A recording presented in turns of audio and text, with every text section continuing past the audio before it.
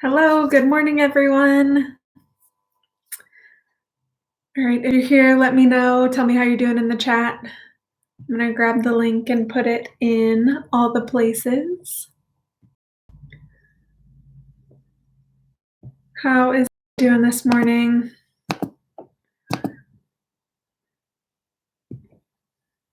Morning, Alicia.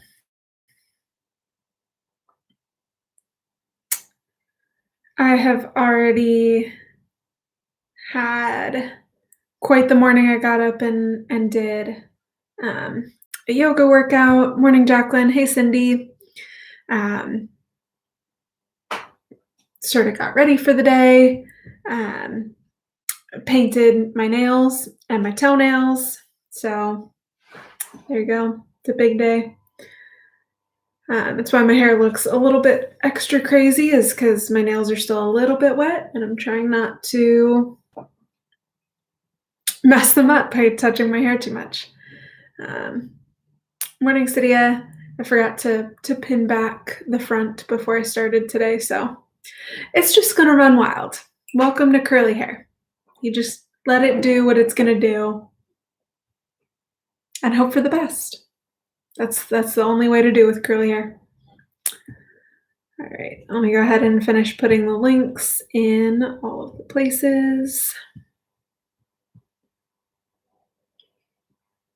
All right. So how are you all doing this morning? Have we done anything fun or exciting yet? Or are we still just sort of waking up?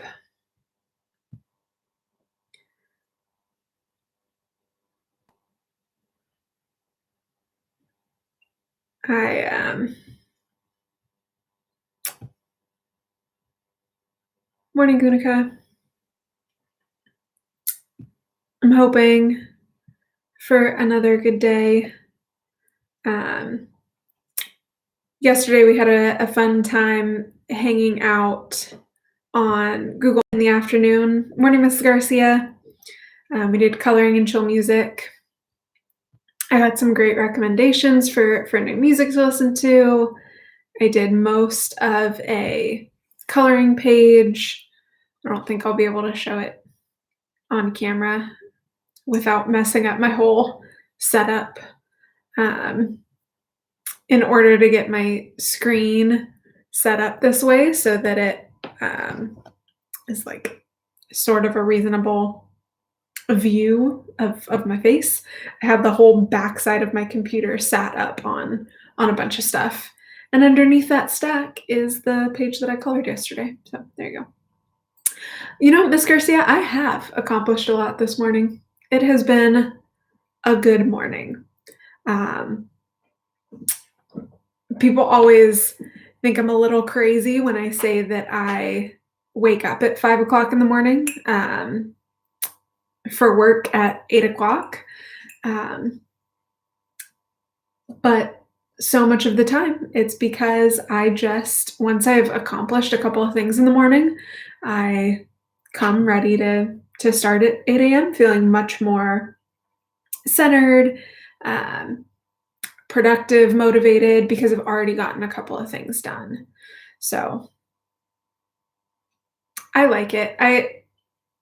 During quarantine, I've been aiming for like 5:30 instead of 5.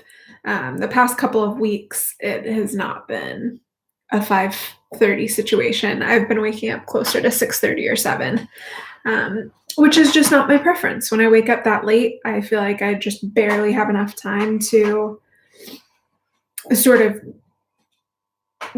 be awake, get ready, have something to eat, get my coffee, and then I have to get going. Whereas I really like getting some sort of movement in the morning, whether it's yoga or going out for a walk. That's a big part that makes me feel like a real human. What about you guys? What makes you feel like you've actually woken up for the day? For me, it's usually doing some sort of movement and then getting some task done. So this morning it was painting my nails. I got this bright bubblegum pink going. or Barbie pink, maybe. I don't know. I like it. Um, yeah, movement and accomplishing something. So whether that's cleaning something or like today, it was fun to just get to do my nails. I talked a few weeks ago that I'm a nail biter and that I had sort of I had gotten to a point where they were not super bitten, and that switched. I'm back. I bit, which was unfortunate. So back to short nails. Got it done. Gunica, wake up at 5. After you take a shower, you feel awake enough to accomplish something. Yeah, I like to get something done a little bit before I shower. Usually it's the moving my body. Because once I either do yoga or get up and walk, my body feels a little bit more less stiff, ready to move on with the day. And the shower helps for sure. I also, though, like to shower early enough so that my hair can air dry a little bit. Again, the curls, when they're a little bit wet still, they're a little bit wet right now. They sort of stick to my head. When they dry a little bit, they expand. And I like to know how much they're going to expand before I have gotten too much done to see if I need to do any maneuvers to get them where I want them to be.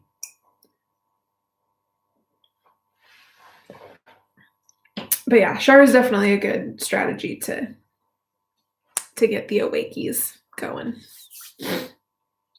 All right. Okay, I think I'm going to get started with our poem for today. This is another short one. But I think it's fun. Yesterday, during our Google Meet, Alina shared with us this playlist of what I already think is pretty chill music. It's the artist Hosier, but it's paired with ambient noises. So it was this like Hosier song that sounds far away with like bird song in it. And so we got back to talking about the joys of listening to the birds. I can hear the little birds in the tree outside my window right now. And so I saw just like the title of this poem and thought it would be really fun. It's another really short one, but it's called The Company of Birds. And it's just this one little stanza. So it's The Company of Birds by Sasha Moorsom. Ah, the company of birds. I loved and cherished on earth, now freed of flesh we fly, together a flock of beating wings. I am as light, as feathery, as gone from gravity we soar in endless circles. Yeah, and I love the metaphor here. I think it's so lovely. And just that image of those birds flying around makes me think of the birds in my tree, and that's nice. So there you go. That was a simple, easy poem. All right. Okay, on to book talk. All right. So the book that we are going to talk about today is called Beautiful Boy by David Sheff. I think they actually made this into a movie relatively recently. But it's a memoir. And it's a really interesting story. So David Sheff is the father of a meth addict. His son struggles with meth addiction. And it's a really interesting perspective of somebody who has been really negatively affected by somebody else's addiction. But part of what I think is especially interesting about it is the son, Nick Sheff, also wrote a book about his experience being a meth addict, which is called Tweak by Nick Sheff. Um, and it's a really interesting perspective, honestly, to read the two books together. Um, I like Beautiful Boy better. I think it's a more interesting narrative. Maybe that's because I've actually read a lot of first person narratives of people struggling with drugs or alcohol addiction. Um, and I think this perspective of somebody watching the addiction take hold from the outside is really fascinating. Um, and just seeing how this father has to deal with loving his son and trying to help him, but also trying to um, use some tough love and trying to protect his other younger children from sort of this craziness that his son is going through, and not bringing that in. So it's really good. I really really recommend it. Um, so I'll read a little bit of the beginning, maybe. Oh, I maybe only have this in audiobook. I'll read the synopsis, the official synopsis, and I'll try to find an excerpt of it. So, David Sheff's story is a first, a teenager's addiction from the from the parent's point of view, a real-time chronicle of the shocking descent into substance abuse and the gradual emergence into hope. Before meth, Sheff's son Nick was a varsity athlete, honors student, and award-winning journalist. After meth, he was a trembling wraith who stole money from his 8-year-old brother and lived on the streets. With haunting candor, Sheff traces the first warning signs, the attempts at rehabilitation, and at last, the way past addiction. He shows us that whatever an addict's fate, the rest of the family must care for one another too, lest they become addicted to the addiction.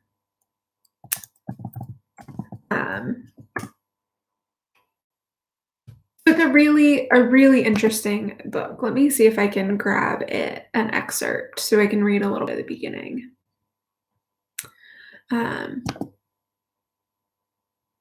Because it really is. It's a perspective that I think we don't see as much. I actually think there are a lot of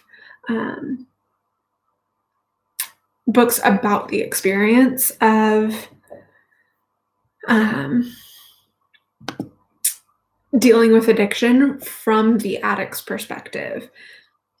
And this experience of watching a child go through addiction is not as common in either novels or memoirs. So I think that makes it a really interesting read. I'm going to take like one more second to see if I can find. I just need an excerpt of the beginning. Haha, I got one. Okay. So this is from the introduction. Howdy, Pop. God, I miss you guys so much. I can't wait to see you all. Only one more day. Woohoo! Nick is emailing from college on the evening before he arrives home for summer vacation. Jasper and Daisy, our 8 and 5-year-olds, are sitting at the kitchen table cutting, pasting, and coloring notes and welcome home banners for his homecoming. They have not seen their big brother in 6 months. In the morning when it's time to leave for the airport, I go outside to round them up. Daisy, wet and muddy, is perched on a branch high up in a maple tree. Jasper stands below her. You give me that back or else, he warns. No, she responds, it's mine. And there's a bold defiance in her eyes. But then, when he starts to climb up the tree, she throws down the Gandalf doll he's after. It's time to go get Nick, I say, and they dash past me into the house chanting, Nicky, Nicky, Nicky. We drive the hour and a half to the airport. When we reach the terminal, Jasper yells, There's Nick! He points. There! Nick, an army green duffel bag slung over his shoulder, leans against a no parking sign on the curb, outside United Baggage Claim. Lanky, thin, in a faded red t-shirt and his girlfriend's cardigan, sagging jeans that ride below his bony hips, and red Converse All-Stars. He sees us, his face brightens, and he waves. The kids both want to sit next to him, and so, after throwing his bags into the way back, he climbs over Jasper and buckles in between them. In turn, he clasps each of their heads between the palms of his hands and kisses their cheeks. It's so good to see you, he says. I missed you, little blinkers, like crazy. To us up front, he adds, You too, Pops and Mama.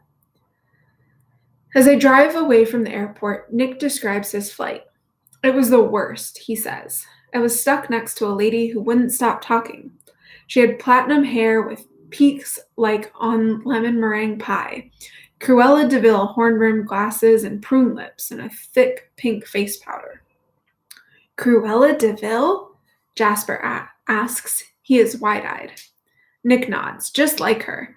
Her eyelashes were long and false, purple, and she wore this perfume. Ooh, just stinky. He holds his nose. We drive across the Golden Gate Bridge. A river of thick fog pours below us and wraps around the Marin headlands. Jasper asks, Nick, are you coming to step up? He's referring to his and Daisy's upcoming graduation celebration. The kids are stepping up from second grade to third and kindergarten to first. Wouldn't miss it for all the tea in China. Daisy asks, Nick, do you remember that girl Daniela? She fell off the climbing structure and broke her toe. Ouch. She has a cast, Jasper adds. A cast on her toe? It must be teeny. Jasper gravely reports. They'll cut it off with a hacksaw. Her toe? They all giggle. I can see the three of them in the rearview mirror. Jasper and Daisy have smooth olive complexions. Nick's was too, but now it's gaunt and rice papery. Their eyes are brown and clear, whereas his are dark globes. Their hair is dark brown, but Nick's, long and blonde when he was a child, is faded like a field in late summer, with smashed down sienna patches and sticking up yellowed clumps, a result of his unfortunate attempt to bleach it with Clorox. And a lot of the beginning sort of goes on like this, where it's just sort of these moments, right? Like that, seeing how the son's complexion has changed and how his eyes have changed, where it's just these small signs that the family is getting of how their son's life has changed, and how he is different. And it goes on to some more detail, right, into exactly what has happened to him. Eventually he will drop out of school, and there's all these sort of more major events that happen that show how different things have become for this young man. And it's just a really interesting perspective, an interesting perspective into the challenges that a family faces, or that anyone faces when a loved one is dealing with something so serious like an addiction. These feelings of really wanting to help and not knowing how, or wanting to help and realizing that the ways that you want to help are not actually helping. And it's just a really interesting look. I really recommend it if you're into it. I know somebody in one of my classes was reading it this year. Can't for the life of me remember who, but it's a really good book. So if you get a chance, totally recommend it. Again, they made a movie of it. Let me see if I'm thinking the right thing. Yeah. So they made a movie version of it in 2018 with Steve Carell. So I don't know if it's any good. I haven't seen the movie. Um, it definitely looks good, but I don't know. So yeah, there you go. That's the poem. That's the book talk. What else do we got going on today? We're uh, we're a little quiet this morning. What do we have going on for our Wednesday?